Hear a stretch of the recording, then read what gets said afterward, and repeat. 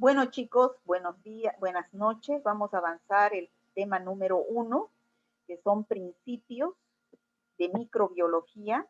Ya dijimos que íbamos a avanzar 3 temas de bacteriología general para después recién entrar a la parte de bacteriología descriptiva, donde describimos a las bacterias, cada género de bacterias. Entonces, vamos a entrar explicando qué son los microorganismos. ¿De dónde vienen los microorganismos? Todos sabemos que los microorganismos son seres vivos muy pequeñitos. Micro es pequeño. Organismos muy pequeños, microscópicos. ¿De dónde vienen? ¿Será que recién se han descubierto todos los microorganismos? No.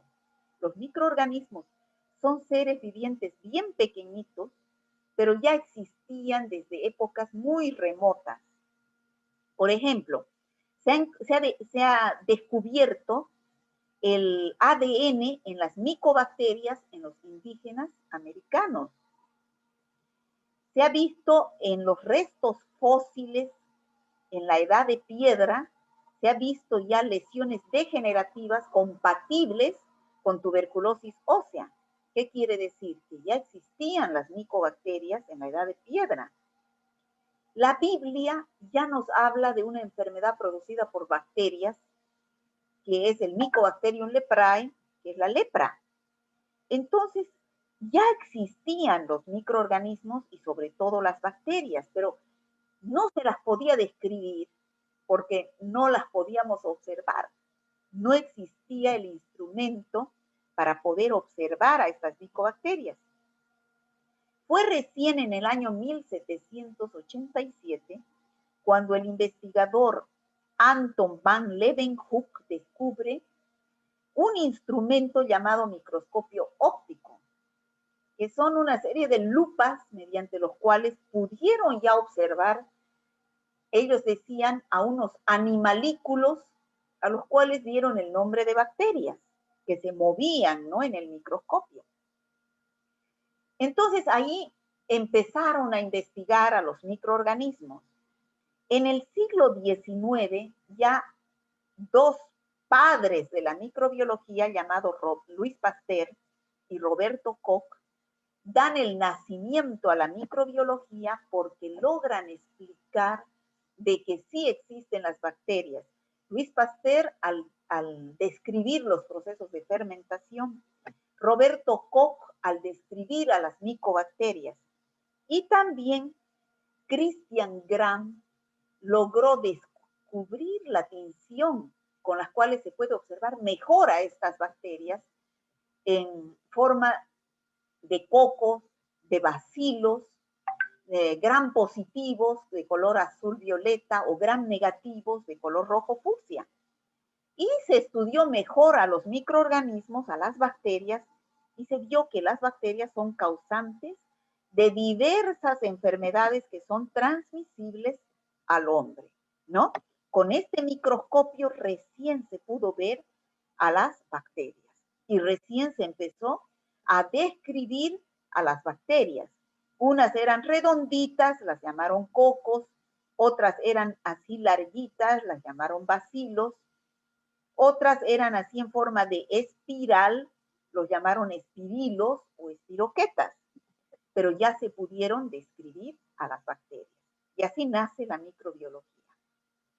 La microbiología es una ciencia amplia que no solamente estudia a las bacterias, sino también estudia a otros microorganismos más pequeños, que son los virus, y a otros más grandes que las bacterias, que son los parásitos y son los hongos. ¿Ya? Ustedes en micología seguramente van a ver los hongos y en parasitología los parásitos. Aquí en bacteriología vamos a dar el inicio al estudio de las bacterias. En bacteriología 1 vamos a ver a las bacterias más comunes y en bacterio 2 a las bacterias que son más raras de encontrar, ¿ya? Y en virología a los virus.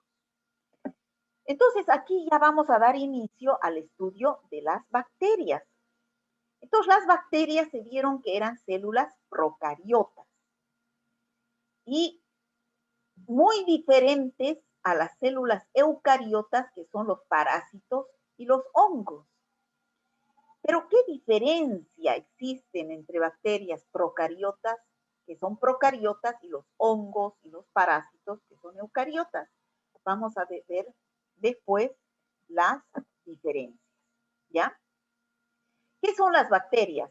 Son microorganismos unicelulares, están constituidos por una sola célula. Son los más pequeños, capaces de reproducirse por sí mismos, por eso es que tienen vida propia, a expensas del medio que los rodea. Su estructura que tienen es bien primitivo, o sea, bien simple.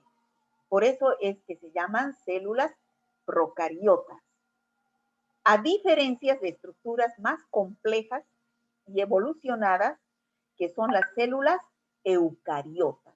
Ahí está mal, son células eucariotas. Ahí está la diferencia entre una célula procariota y eucariota. Vemos que una célula procariota es mucho más simple que una célula eucariota y también es mucho más pequeña, pero aquí por motivos de explicarles mejor las he puesto del mismo tamaño, pero una célula procariota es mucho más pequeña que una célula eucariota. Vuelvo a repetir, la célula procariota son las bacterias y las células eucariotas son organismos más complejos como son los parásitos y los hongos. Una célula procariota está constituida por elementos simples que son, aquí están las diferencias entre una célula procariota y una célula eucariota. La célula procariota no tiene membrana nuclear, no tiene una membrana que esté envolviendo al núcleo. En cambio, la célula eucariota sí tiene membrana nuclear, como vamos a ver acá nuevamente. En la célula procariota, chicos, este es el núcleo. Este es el núcleo. Si ustedes se fijan, es un filamento de ADN cromosómico. Es un filamento de ADN cromosómico. Ese es el núcleo. Y si ustedes se fijan, el núcleo no tiene membrana nuclear. Este núcleo adopta la forma de la bacteria. En cambio, la célula eucariota, aquí tenemos el núcleo. El núcleo sí tiene membrana nuclear. Esta es la membrana nuclear, esta de acá. Bien definido, por eso el núcleo está bien determinado dentro de la célula eucariota. Esa es la primera diferencia, que no tiene membrana nuclear y aquí el núcleo está con membrana nuclear. Segunda diferencia, organelas citoplasmáticas. La célula procariota o bacteria no tiene estas organelas citoplasmáticas. En cambio, la célula eucariota sí tiene estas organelas. Son mitocondria, lisosomas, el aparato de Golgi, el retículo endoplásmico, como vamos a ver acá. Aquí están las mitocondrias que no tiene la célula procariota. Aquí tenemos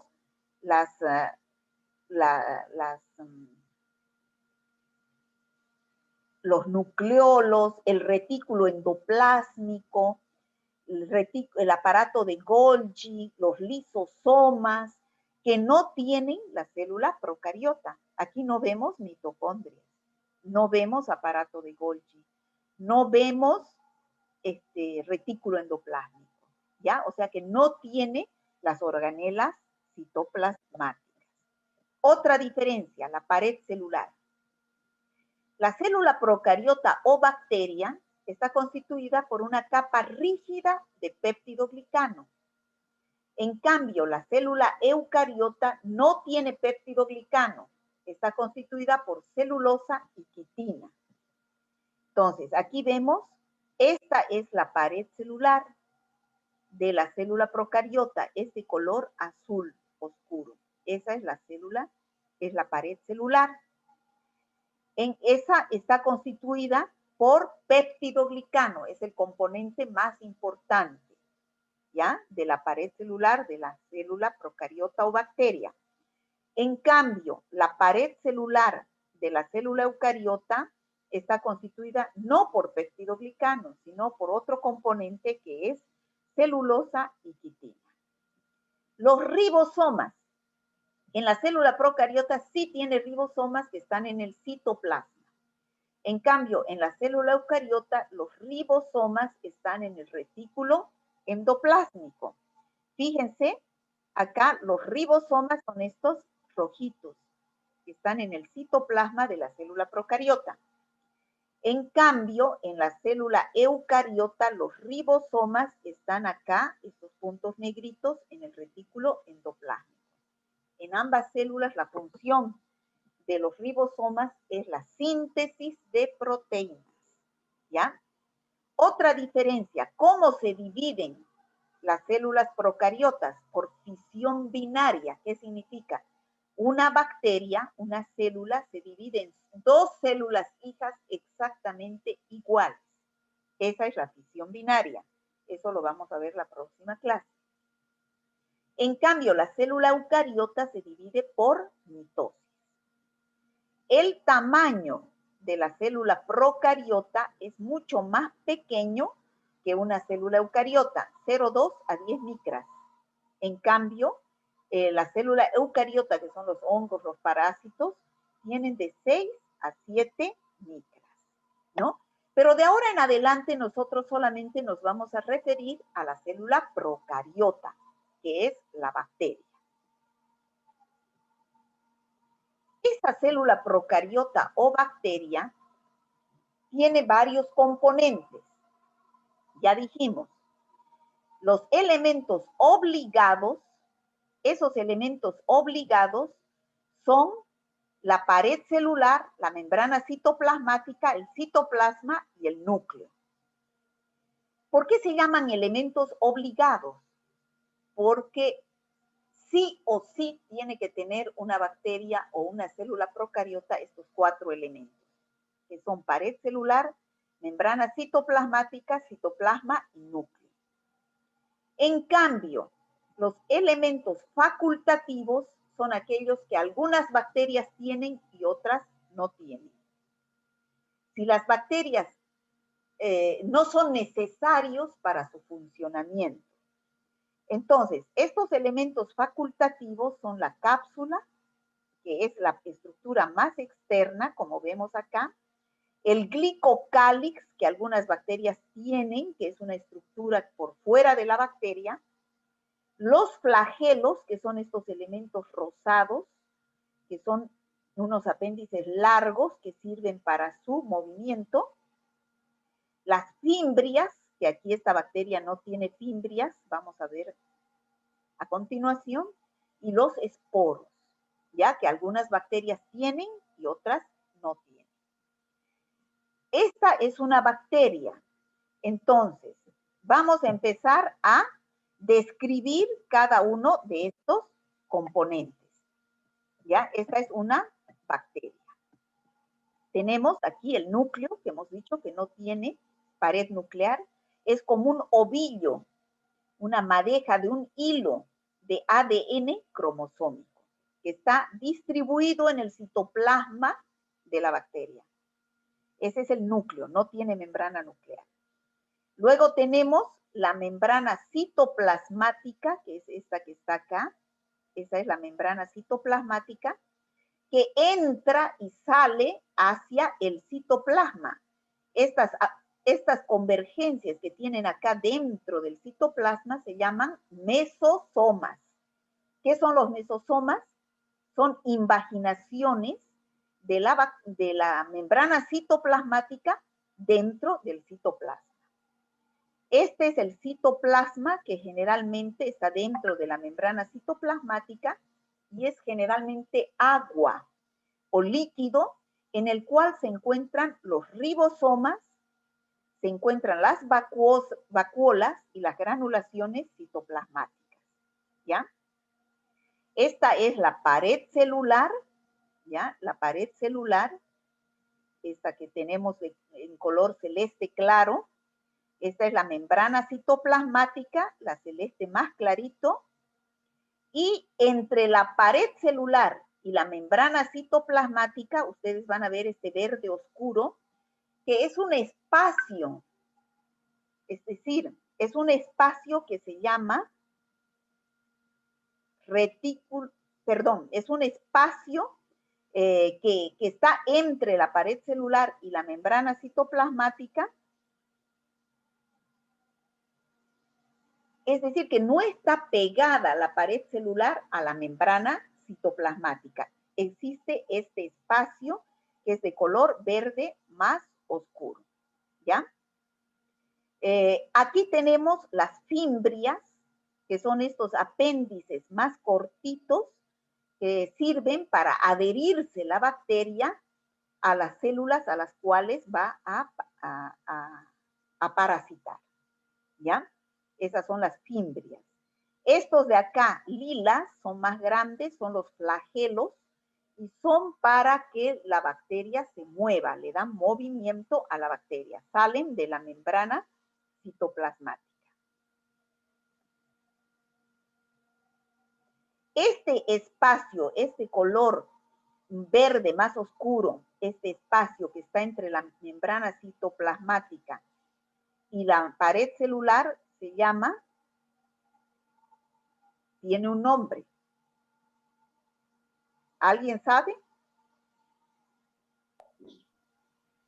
Espacio periplásmico, ¿ya?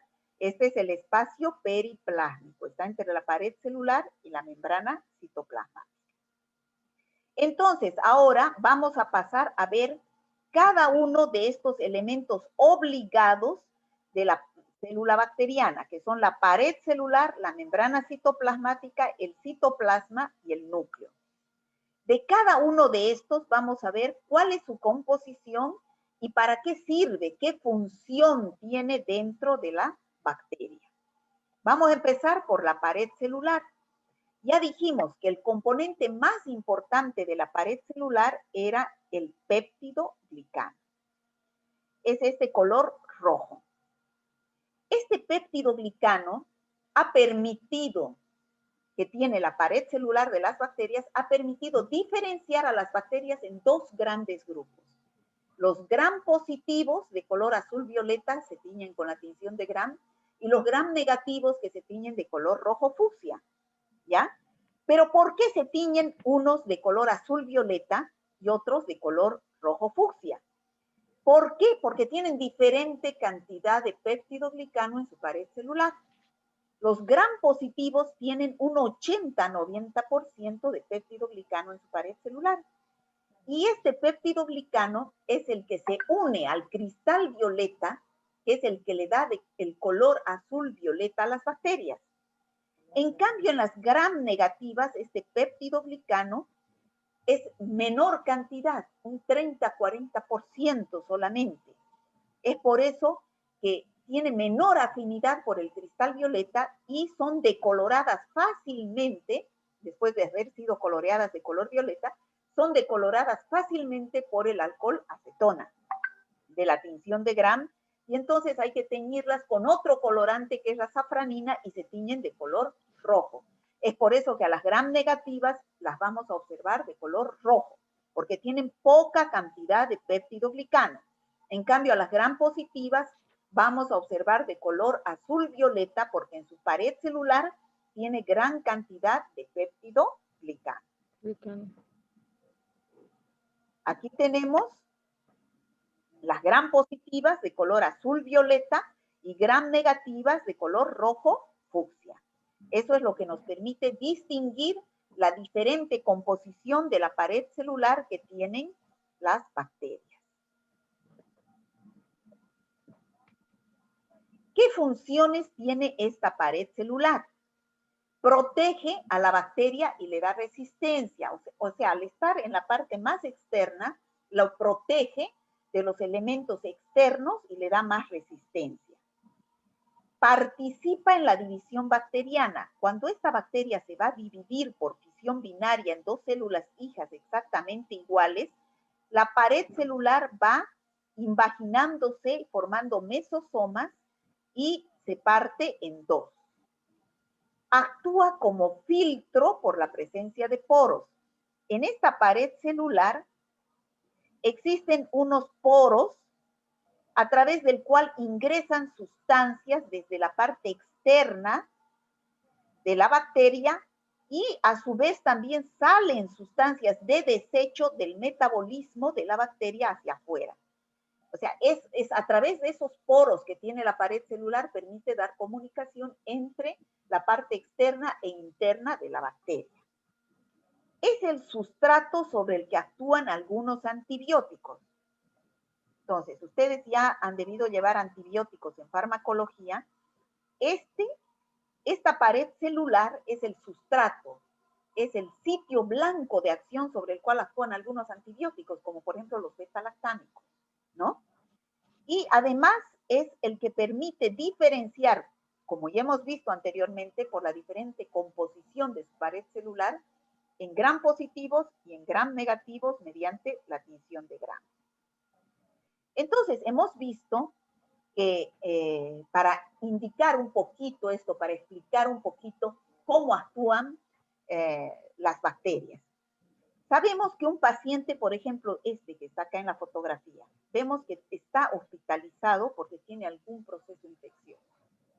Tiene una bacteria dentro de su organismo.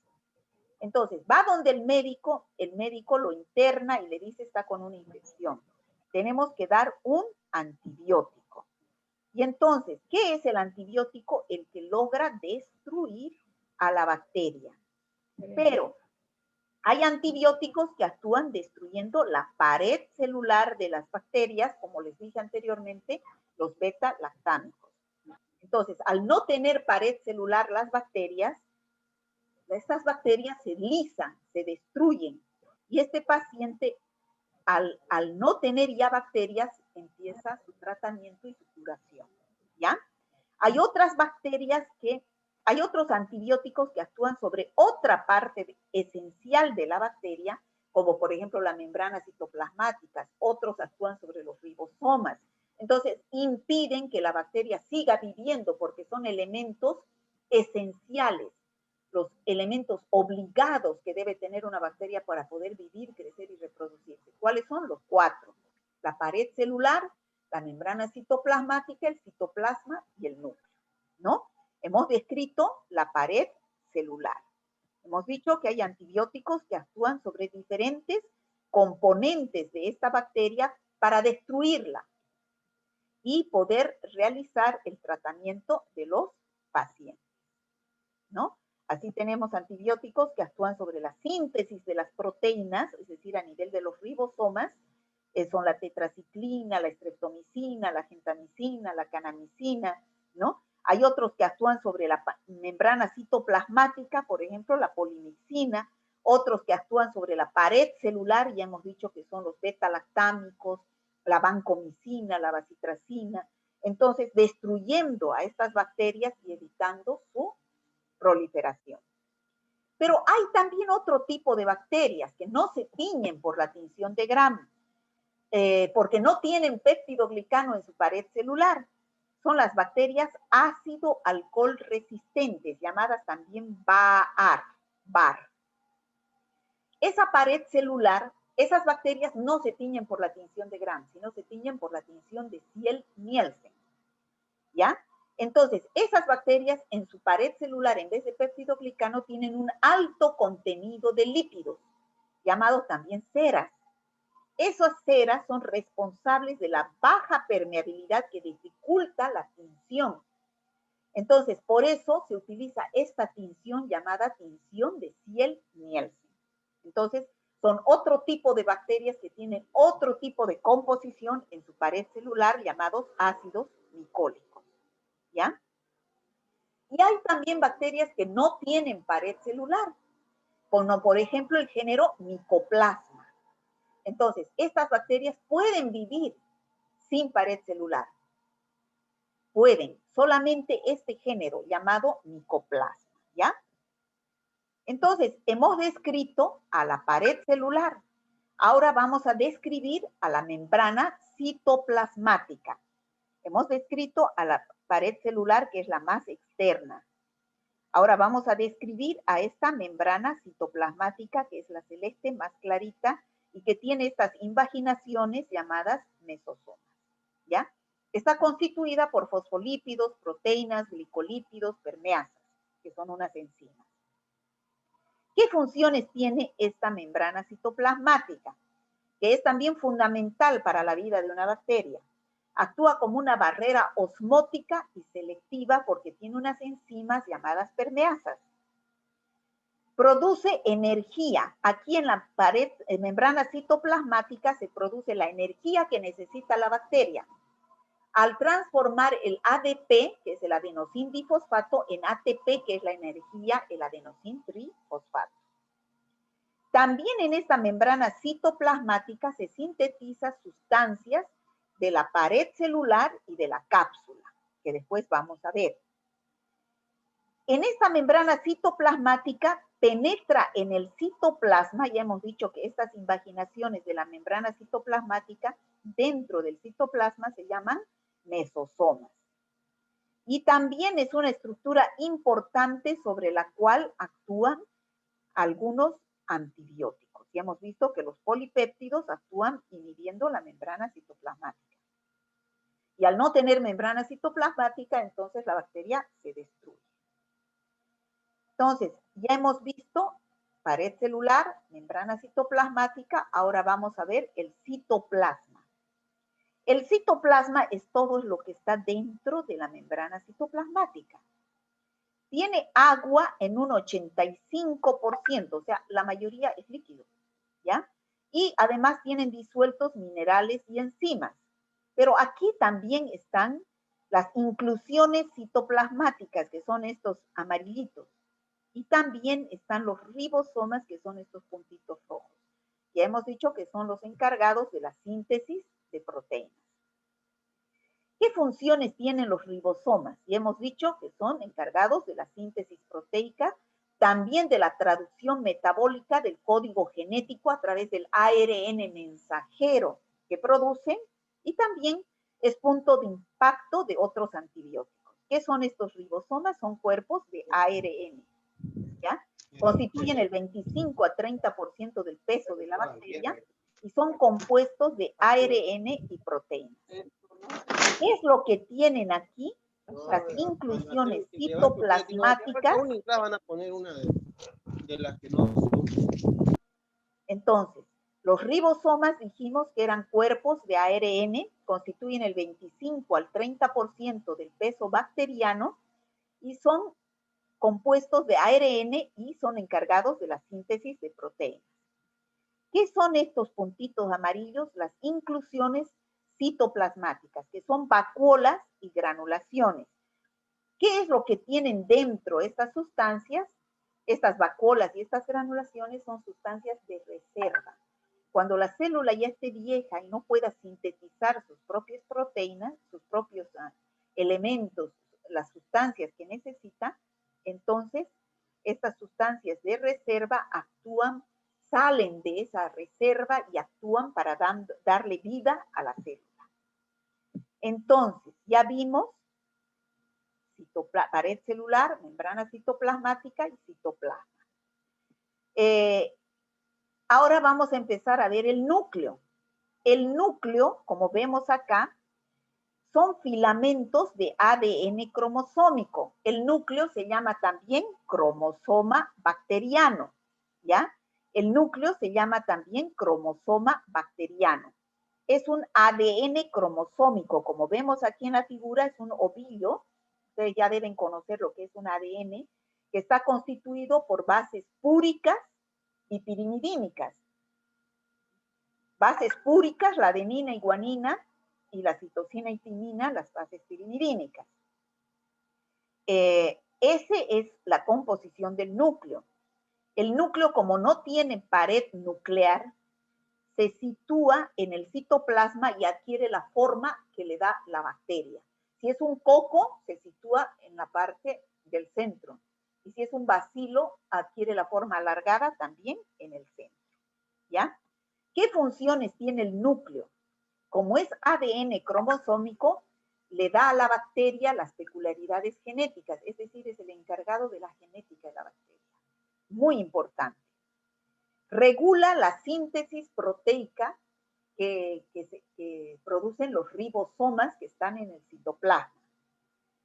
Es también sitio de acción de otros antimicrobianos e interviene en la división bacteriana. Cuando la bacteria recibe el mensaje de que se va a dividir, que va a procrear, se puede decir, a través del ARN mensajero, el primero que se duplica es el núcleo, que es el cromosoma bacteriano, porque ese cromosoma bacteriano después se va a dividir en dos, que son las dos células hijas idénticas.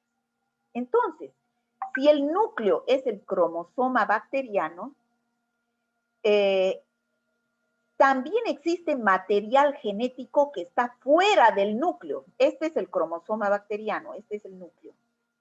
Pero también hay material genético que está fuera del núcleo y se llama material extra cromosómico, extra, fuera del núcleo, fuera del cromosoma que es el núcleo.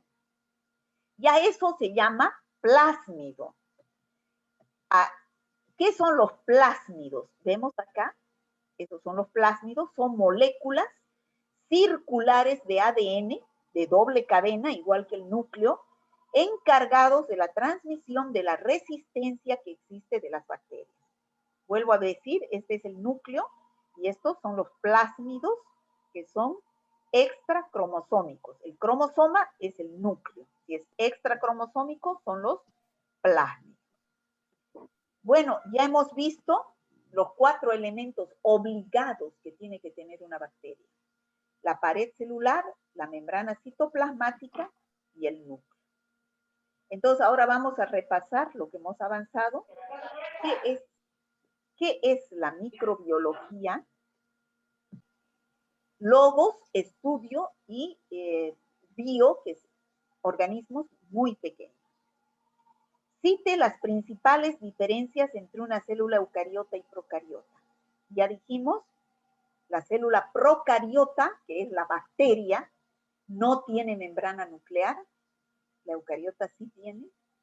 La pared celular está constituida principalmente por péptidoglicano, en la procariota, en la eucariota celulosa y quitina. Son microorganismos mucho más pequeños, las procariotas, que las eucariotas.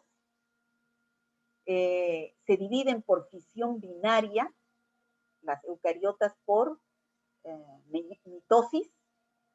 Otra diferencia es que no tienen inclusiones citoplasmáticas como retículo endoplásmico, aparato de Golgi, lisosomas. En cambio, la eucariota sí tiene.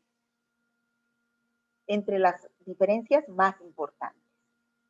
¿Cuáles son los elementos obligados y facultativos de una célula procariota? Ya hemos descrito los obligados, que son núcleo, pared celular, membrana citoplasmática y citoplasma.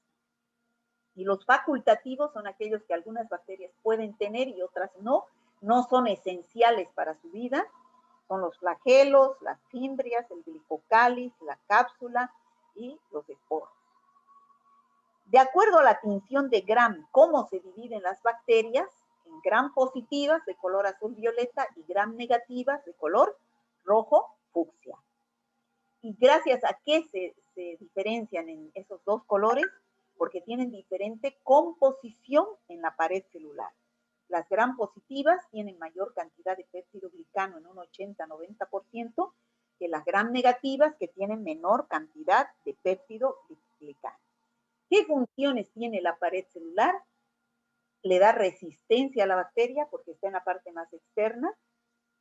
Tiene poros a través del cual ingresan algunas sustancias y salen otras, que son el resultado del metabolismo bacteriano.